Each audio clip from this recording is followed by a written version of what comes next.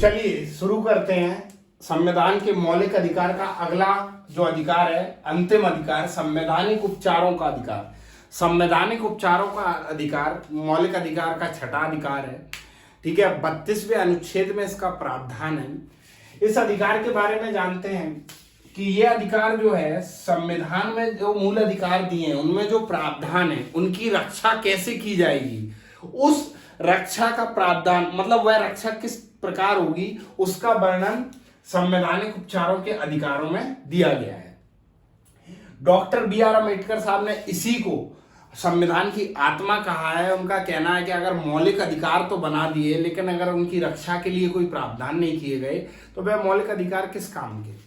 ठीक है, मान लीजिए एक व्यक्ति को दूसरे व्यक्ति ने 1 लाख रुपए दे दिए लेकिन इसकी रक्षा कोई कर ही नहीं रहा इस व्यक्ति की, तो ये 1 लाख रुपए तीसरा व्यक्ति लूट भी सकता है।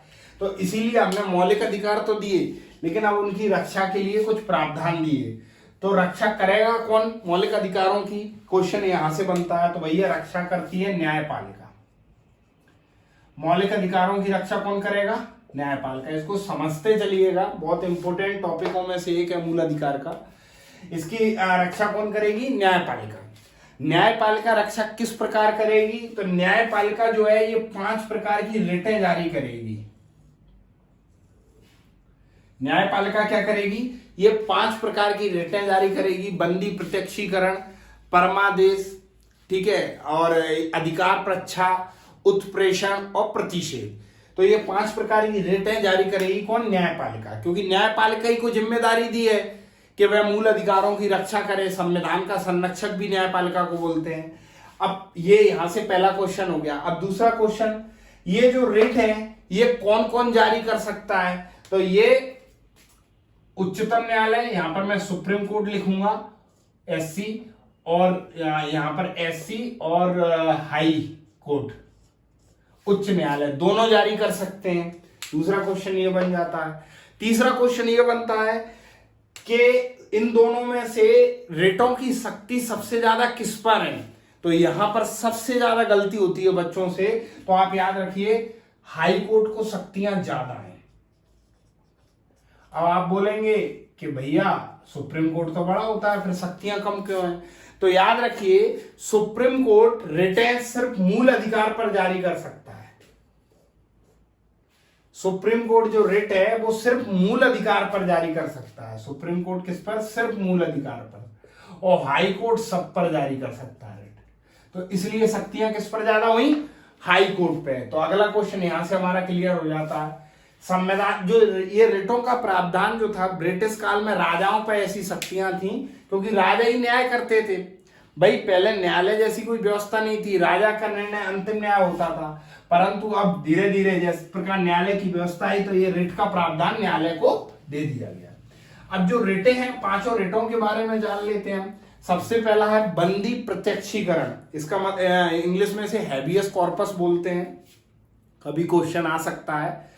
तो बंदी प्रत्यक्षीकरण का मतलब समझिए कि ये पहले क्वेश्चन बनता है, यह रिट प्राइवेट और सरकारी दोनों जगह जारी होती है। पहला ही क्वेश्चन आप क्लियर करेंगे, प्राइवेट में भी जारी होती है ये रिट और सरकारी में भी। ठीक है, अब इसके बाद बनता है बंदी प्रत्यक्षीकरण। कहने का मतलब अगर आपने किसी व्यक्ति को बंदी बनाया है तो उसको प्रत्यक्ष करो, प्रकट करो, प्रकट करो, प्रकट करो, सामने लाओ। अगर आपने किसी व्यक्ति को बंदी बनाया है और अगर व्यक्ति दोषी नहीं है तो उसे आजाद करो। ये न्यायालय कहता है कि कोई व्यक्ति को अगर कोई निजी संस्थान या सरकारी संस्थान या सरकारी अफसर कोई भी उसे अगर बंदी बनाता है तो उसको प्रकट करना है।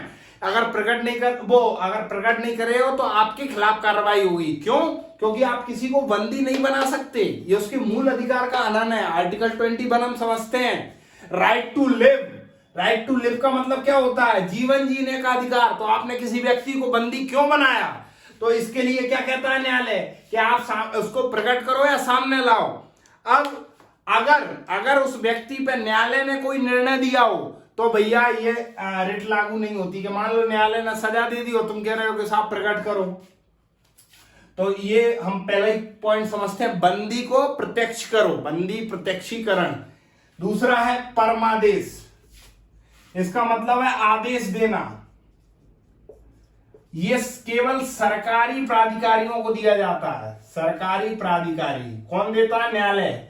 ये सब भाई मूल अधिकार की रक्षा न्यायालय कर रहा है, तो ये रिटर्न न्यायालय ही जारी करती है, ये तो आपके दिमाग में हो ही जाना चाहिए। अब अगला पॉइंट है परमादेश। परमादेश का मतलब क्या होता है? आदेश देना। परमादेश का मतलब आदेश देना। आदेश किसे दिया जाएगा? सरकारी कर्मचारियों को। अब देखिए इसको समझिए, मान लीजिए कोई सरकारी कर्मचारी अपना कार्य सही से नहीं कर रहा है, तो न्यायालय उसे आदेश देता है कि आपको यह कार्य समय पर करना है, ठीक है, इसलिए यह रिट जारी होती है परमादेश, आदेश देना। अब ये क्वेश्चन बनता है, क्या यह रिट राष्ट्रपति और राज्यपाल के लिए लागू होती है? तो नहीं होती,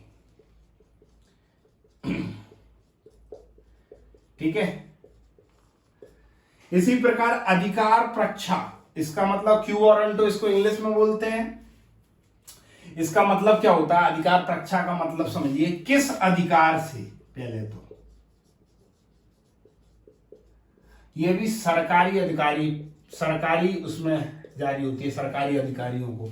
मान लीजिए कोई व्यक्ति है, कोई सरकारी व्यक्ति है, अब वह सरकारी व्यक्ति अपना कार्य नहीं कर रहा है, कहने का मतलब उसके कार्य, मतलब उसका जितना कार्य है वो उससे कुछ ज्यादा कार्य कर रहा है, या उससे पूछा जाता है कि भैया आप ये किस अधिकार से ये कार्य कर रहे हो, आपको ये शक्ति किसने दी है। मान लीजिए कोई सिपाही है और उसको मतलब उसका इतना अधिकार क्षेत्र नहीं है कि वह कोई कार्य करे, तो उससे ये पूछा जाएगा कि आपको किस अधिकार से आप ये कार्य कर रहे हो। इसको और बेसिक समझे हम तो देखें कि सपोज दैट एक कॉलोनी है, उस कॉलोनी में 10, 20, 50 लोग जो भी रह रहे हैं, उनमें से एक क्या है, एक रिटायर टीआई साहब है या रिटायर एसपी साहब है।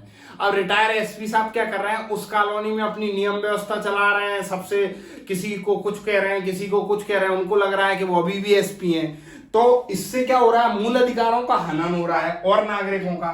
तो ये नागरिक कहां जाएंगे?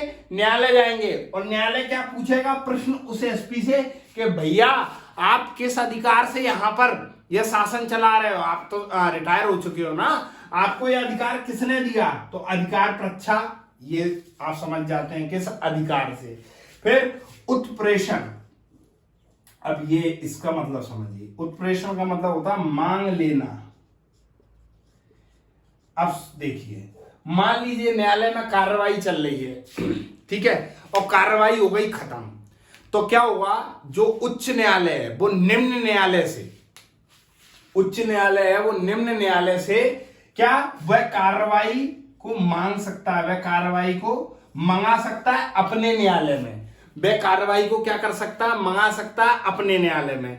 कैसे मंगा सकता है? सपोज दैट कि वो न्यायालय जो कार्रवाई कर रहा है, वह कार्रवाई मान लीजिए उसके उस न्यायालय के दायरे में नहीं है, और यह उच्च न्यायालय को पता चल गई, तो उच्च न्यायालय क्या करेगा कि भैया ये मूल अधिकारों से संबंधित कार्रवाई है, ये आपके न्यायालय में नहीं होगी। तो कार्रवाई भले हो गई, लेकिन वह कार्रवाई को अपने न्यायालय में मंगा लेगा। तो ये उत्प्रेषण हो गया। कौन सा? उच्च न्यायालय निम्न न्यायालय से अपने उसमें मंगा लेगा।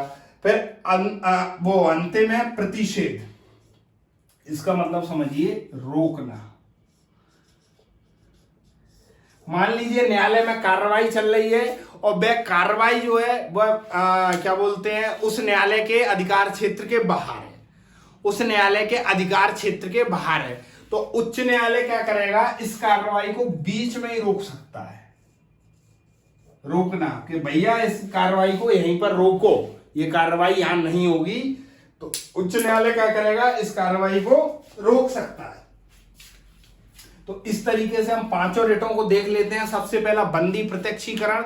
अगर आपने किसी भी व्यक्ति को बंदी बनाया तो उसको प्रकट करिए, उसको सामने लाइए न्यायालय के। अगर न्यायालय ने उसे सजा दे दी है तो बंदी प्रत्यक्षीकरण की रिट वैसे ही खारिज हो जाएगी, और नहीं दी है तो उसे आजाद करिए। आपने कैसे उसे बंदी बनाया, दूसरा है परमादेश। परमादेश क्या, सरकारी कर्मचारियों अधिकारियों को यह आदेश दिया जाता है कि आपको जो कार्य दिए हैं वह कार्यों का संचालन पूर्ण रूप से हो रहा है या नहीं, यह आदेश दिया जाता है। अगर नहीं हो रहा है तो आप पूर्ण रूप से करिए।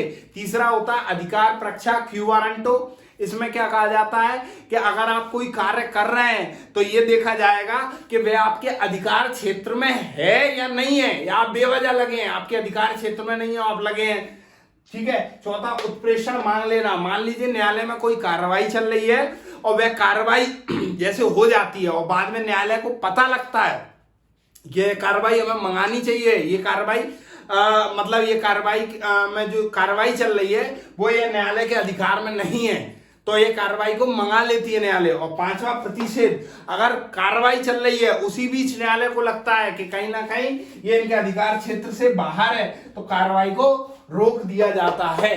तो इस तरीके से संवैधानिक उपचारों के अधिकार जो है अंतिम मौलिक अधिकार के रूप में खत्म होता है और यहाँ पर हमारा मूल अधिकार संपूर्ण रूप से खत्म हो जाता है, जिसमें सबसे पहले हम मूल अधिकार के कुछ प्रावधान पढ़ते हैं। आर्टिकल 12, 13 और 33, 34, 35। फिर वही समानता का अधिकार, स्वतंत्रता का अधिकार, शोषण के विरुद्ध अधिकार, धार्मिक स्वतंत्रता का अधिकार, संस्कृति शिक्षा संबंधी अधिकार और संवैधानिक उपचारों का अधिकार। तो संपूर्ण मौलिक अधिकार यहां पर खत्म हो जाता है।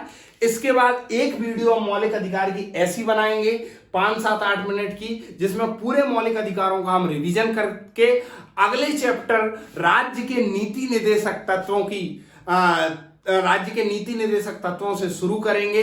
तो यहां पर यह संवैधानिक उपचारों का अधिकार खत्म होता है।